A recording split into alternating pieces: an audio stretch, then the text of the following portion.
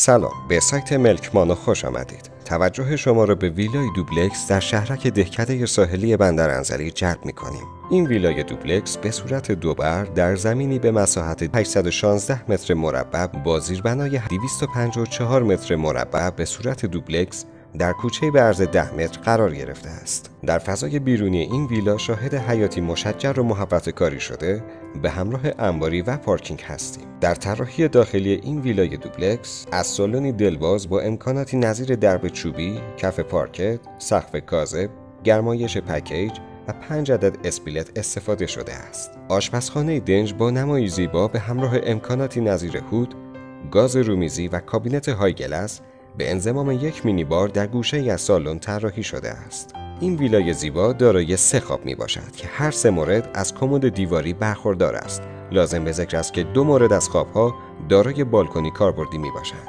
ناگفته نماند که این ملک مذکور از سرویس های بهداشتی ایرانی و فرنگی به انضمام حمام نیز برخوردار است. در نهایت این ویلای شهرکی به صورت فرنیش آماده فروش می باشد.